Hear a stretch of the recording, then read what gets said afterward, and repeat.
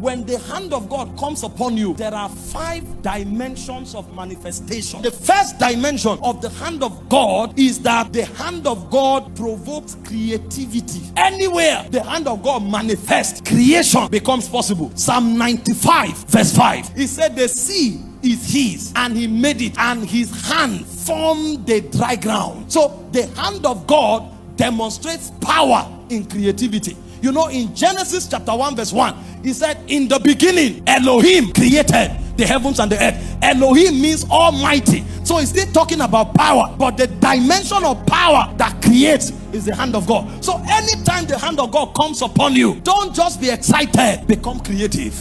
The second dimension of the hand of God is supernatural speed. 1 Kings 18 verse 46, and the hand of God was upon Elijah, and he outran the chariots of Ahab, even unto Jezreel. See, when we are talking the power of God, we are not just talking feelings. We are talking power that creates supernatural changes. You know what that means? The king represents status quo. That means the best of what can be obtained, he represents it. And his horses are the fastest. For the purpose of security, you never go to any land where anybody has a horse better than that of the king. But when the hand of God came upon Elijah, he outran the king and his chariots. That means if the hand of God comes upon your life, you will defy status quo. They told you civil servants can be wealthy, and then you now enter a frequency of speed. You receive salary for 2 years and you invest it in a business, and that business brings billions. And they ask you, how did you do it? It's supernatural speed. They told you this ministry you are going into, until you are 15 years, you won't succeed. You are 1 year, and you start doing what those who are 20 in it can do. It is speed. Yes, it may take somebody else 20 years. Nobody says it won't take me 6 months. If the hand of God comes upon you, you can outrun the chariots of Ahab. The third thing about the hand of God is that the hand of God works wonders. If everything in your life is natural, you are a failure. If you can explain everything about your destiny, you are a failure. Ask those who change things. There are many things about their life that is supernatural, and that supernatural life is a function of the hand of God. Acts 4:29-30, when the disciples of Jesus were beaten, flogged, intimidated, and they were warned to stop preaching, they came to God and said, Lord, now behold they are threatening. Behold, they have paralyzed us with their threats. Behold it. They now say, grant unto thy servants all boldness that we may speak the word. How? They say, by stretching forth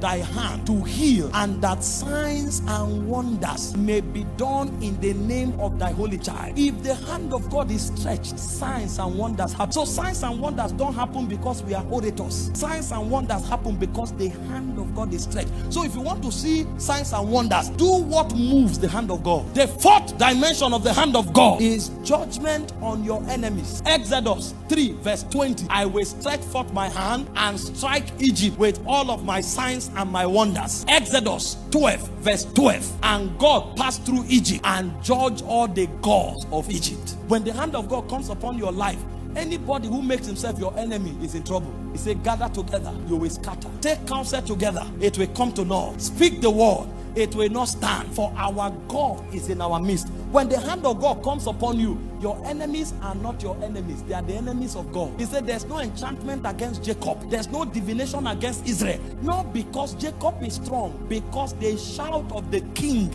is in the midst of them. He said though the enemy comes in, he said like a flood, the Spirit of God will lift up a standard. See, you don't know how the hand of God works. That's why you are having high blood pressure, because of your enemy. I've heard people threaten that I will die. I never prayed about it. I've heard people say all kinds of evil. We will fail. I don't pray about such things. You know why? If the hand of God is upon me, that's one of the way he works. You will be sleeping, God will be walking, because he is your defense. He has become your fortress. And the final thing the hand of God represents is terror. Terror, terror, terror. Hebrews 10:31. Terror. When the hand of God manifests, your enemies are paralyzed. It is a fearful thing to fall into the hands of the living God.